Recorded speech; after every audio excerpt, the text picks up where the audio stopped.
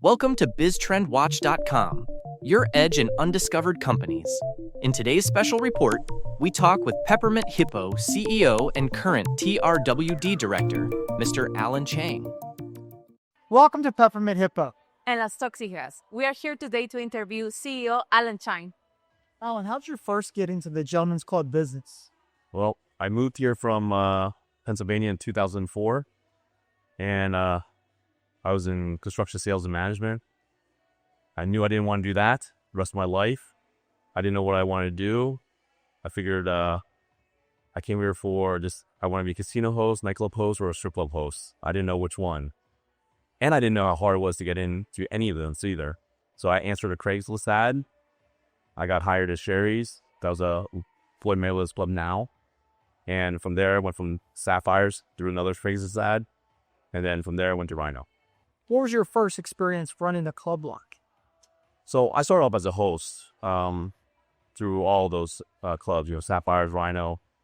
I came director of business development for my later years at Rhino. And my first real experience on an operational level in the club was when I bought my first club in 2018. At that time, that's called Lust. And I was running both front of the house and back of the house. So whole parts. So 2018. How long have you been building the Peppermint Hippo? So my very first club was in 2018. That's called Lust. Again, at that time, I had no funds for rebranding or anything.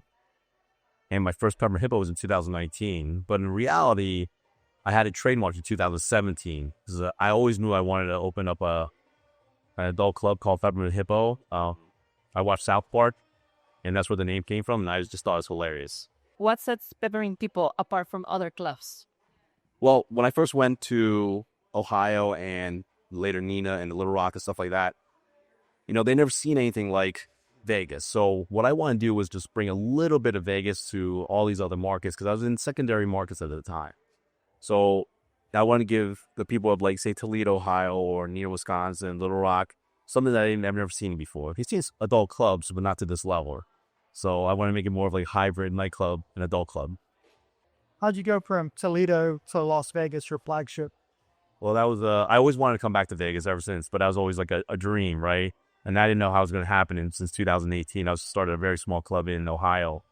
Once I was able to build it and it became profitable, I was able to duplicate it many times over until finally I got a call from Vegas to see if I wanted to do this club here. I said yes, of course. That came with its challenges, but we got it done. What's your process for choosing and acquiring clubs? In the beginning, it was whatever I could afford, but now it's a little bit different. I go after larger scale markets that I could get into. If the club is operational functioning, usually it's not functioning well, or non-operational, I come in, get the offer going, get the acquisition, and do a full gut remodel and change it around.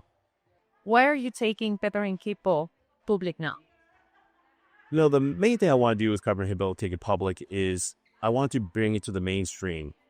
So it's been hidden in the dark for so long, but now I think it's time that an adult club goes public and brings it out to the mainstream for everyone to see. What's the short-term goal for the public company? So my short-term goal to raising a public company is to raise capital for expansion and to bring it to the mainstream and bring credibility to the industry. And your long-term? Long-term goal is I would like to have over 100 clubs in the portfolio and to really build a big empire. How has your leadership style changed as the company has grown? Well, in the beginning, it was pretty much me. So I was both the front-end operator and the back-end. Now, as we expanded and we start hitting into, $20, $30 million in revenue, I have both operational side. I had to bring full-time accounting process, legal, HR, everything. So I had to scale at that level also to funnel it. You have recently rebranded clubs like Las Tóxicas in Las Vegas. Why build other brands outside of Peppermint Hippo? Well, because there's Las Tóxicas is basically for the Latin community. So in Vegas, I knew there was a niche market that we could go after. The Latin community in Vegas is 30%, which is about 700,000 people. And that's not including all the visitors coming in. So there's a big population of the Latin entertainers also that work here, and they love to work there. So it's full on Latin. The music is Latin.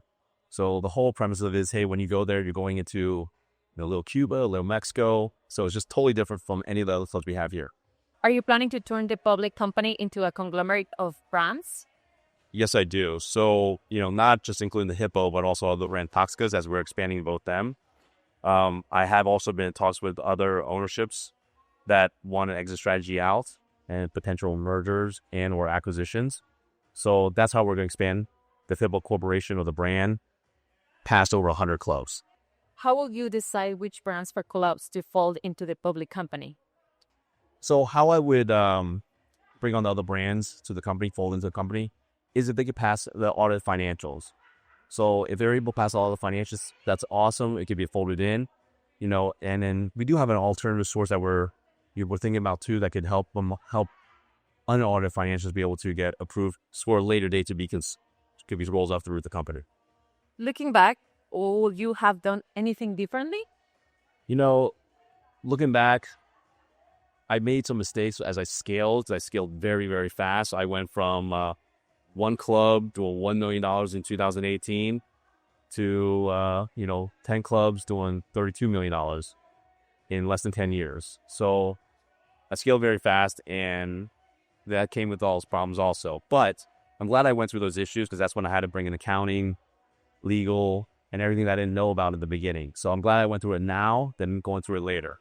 So it's all a learning experience. What would you tell a young entrepreneur looking to do what you have done?